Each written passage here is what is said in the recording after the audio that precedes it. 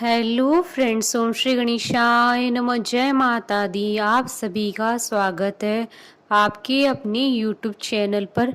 Friends, आज हम आपको इस वीडियो में बताने जा रहे हैं तो नवरात्रि के 5वें दिन 5वीं महाविद्या शक्ति माँ छिन्नमस्ता की पौराणिक कथा और महत्व के बारे में।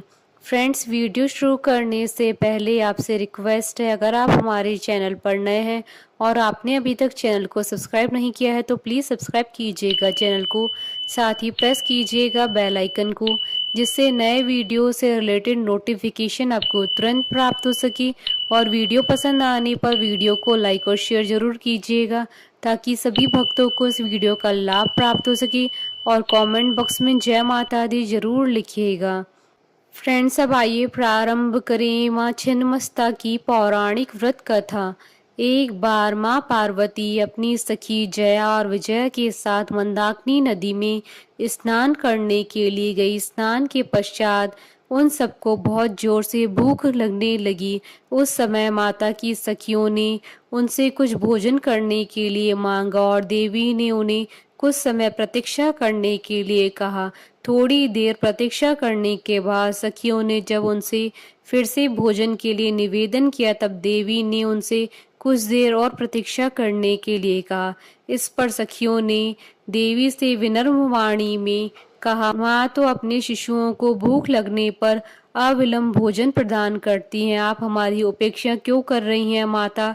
अपनी सखियों के मधुर वचन सुनकर दयामय देवी ने खड़क से अपना ही सर काट दिया और कटा हुआ सिर देवी के बाईं हाथ में आ गिरा और उनके धड़ से रक्त की 3 धाराएं बहने लगी। उन्होंने 2 धाराओं को अपनी दोनों सखियों की ओर प्रवाहित कर दिया, जिसे पीते ही दोनों प्रसन्न होने लगी। तीसरी धारा स्वयं जगदम्बा के मुख में आकर गिरी। तीनों ही वह रक्त पीने लगी।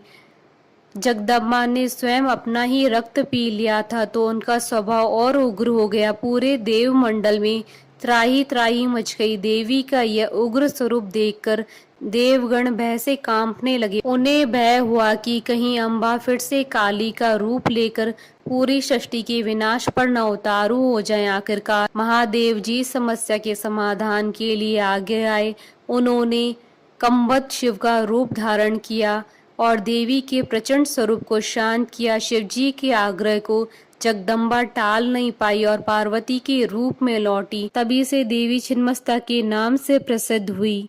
इस रूप में माता दूसरे की भूख को शांत करने के लिए अपने ही सर को काट देती है। यह इस बात का प्रमाण है कि माँ के भीतर परोपकार और त्याग की भावना बहुत ज्यादा है।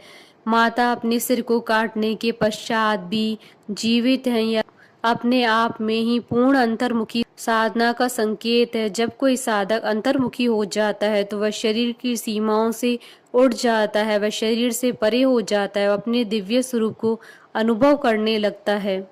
जगत में स्त्री का रूप धारण करके महामाया हमेशा भावों के केंद्र में रहती है। माँ, पत्नी, बेटी, बहन के रूप में जैसे वो जीवन में हर क्षण हर स्थिति में है, ठीक उसी तरह से वो धरती पर हर तरफ अलग अलग स्वरूप में मौजूद है। माँ छिन्नमस्ता का स्वरूप उग्र है। यह देवी का वह स्वरूप है जब पूरी सृष्टि से दुष्टों का विनाश करती जा रही थी। त्रिनेत्रधारी माता का कंठ सर्पमाला और मुंडमाला से शोभित है। खुले बाल, जिह्वा भार आभूषणों से सजी माँ नग्न अवस्था में है। सभी दिशाएं ही उनका वस्त्र है। दाएं हाथ में खड़क और बाएं हाथ में अपना कटा हुआ मस्तक है। कटे हुए धड़ से रक्त की 3 धाराएं फूटती हैं।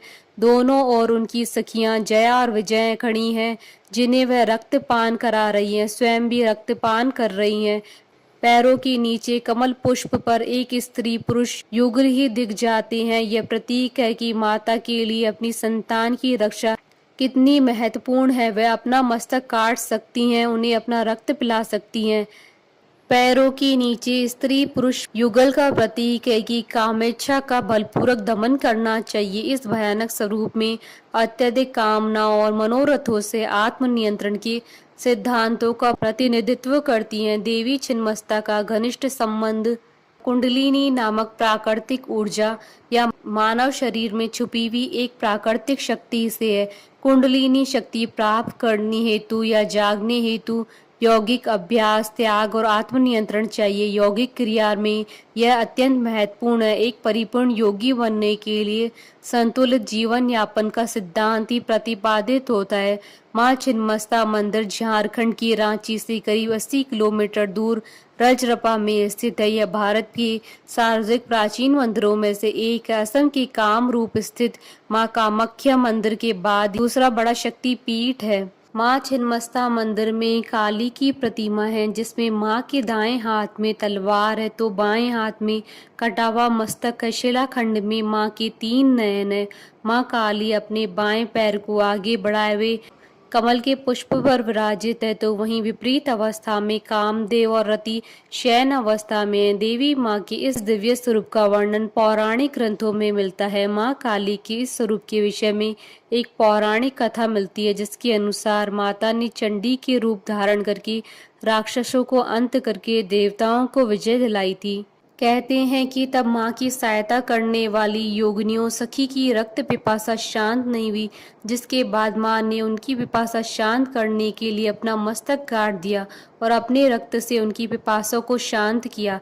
तब से माँ की इस स्वरूप को छिन्नमस्ता के नाम से जाना जाता है। माँ का यह स्वरूप दुष्टों के लिए भयंकर और संहारक है, तो अपने भक्तों के लिए माँ दयालु है। देवी स्वयं ही तीनों गुणों सात्विक, राजसिक और तामसिक का प्रतिनिधित्व करती है। ब्रह्मांड की परिवर्तन चक्र का प्रतिनिधित्व करती हैं, जो कहता है कि सृजन तथा विनाश संतुलित होना चाहिए। शीश काटना विनाश का प्रतीक है, तो रक्त पिलाकर भूख शांति करना सृजन का। बोलिए जयकारा माँ माईदा सच्चे दरबार की जय। हमारे साथ इस वीडियो में अंत तक बने रहने के लिए आपका धन्यवाद। ओम श्री गणेशाय नमः। जय माता दी।